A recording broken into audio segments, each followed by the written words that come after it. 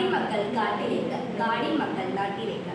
പാലക്കാട് കാട്ടുപന്നി ബൈക്കിലിടിച്ച യുവാവിന്റെ ദാരുണാന്ത്യം. മണ്ണാർക്കാട് ചെറായി സ്വദേശി രതീഷ് ആണ് മരണമടഞ്ഞത്. മണ്ണാർക്കാട് മുക്കണ്ടത്തെ രണ്ടാമത്തെ അപകടമാണിത്. കാട്ടുപന്നി ശല്യം രൂക്ഷമായ പ്രദേശത്ത് പ്രതിരോധത്തിന് വനം വകുപ്പിന്റെ പ്രവർത്തനം കാര്യക്ഷമമല്ലെന്ന് നാട്ടുകാരുടെ പരാതി. കാട്ടുപന്നി ശല്യം ജീവന്, സ്വത്തിന്, ജീവിതത്തിന് ഭീഷണിയാണ്. കൃഷിഭൂമിയിൽ നട്ടുനനച്ചുണ്ടാക്കുന്നതെല്ലാം കുത്തിമറിച്ച് നശിപ്പിക്കുന്നു. തൽഫലമായി വിളനാശം, കനത്ത സാമ്പത്തിക നഷ്ടം, മനപ്രയാസം എന്നിവയുണ്ടാകുന്നു.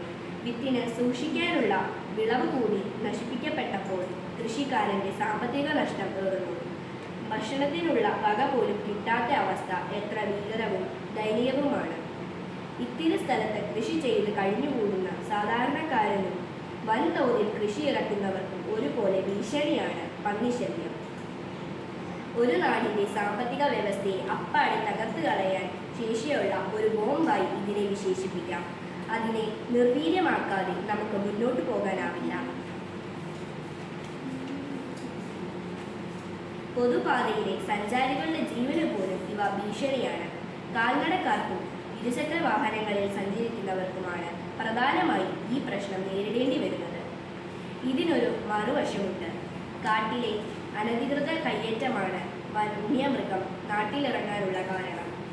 വനങ്ങൾ നശിപ്പിച്ച് റിസോർട്ടുകളും മറ്റു നിർമ്മാണ പ്രവർത്തനവും നടക്കുന്നതും ശബ്ദവും ബഹളവും ഉണ്ടാകുന്നതും അവരുടെ സമാധാന ജീവിതത്തിന് ഭംഗം വരുത്തുന്നു. ജലാശയങ്ങളും നീരുറവകളും മാറ്റുന്നു.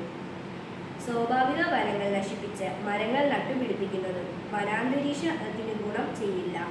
അവർക്ക് കാട്ടിൽ ലഭിക്കേണ്ട ഭക്ഷണവും വെള്ളവും സുരക്ഷിതാവാസവും അവിടെ കിട്ടാതെ വരുമ്പോൾ അവർക്ക് നാട്ടിലിറങ്ങാതെ മറ്റു മാർഗമില്ല. ഉടനെ ഒരു പരിഹാരമില്ലെങ്കിലും കുറച്ചു കാലത്തിനു ശേഷം പൂർണ്ണമായും പരിഹാരമുണ്ടാക്കാവുന്ന പ്രശ്നമാണിത്. ഭരണകൂടവും നാട്ടുകാരും ഒരേ മനസ്സോടെ മുന്നോട്ട് നീങ്ങിയാൽ ഇത് പരിഹരിക്കപ്പെടും. ഒന്നിച്ച് അതിനായി പരിശ്രമിക്കാം.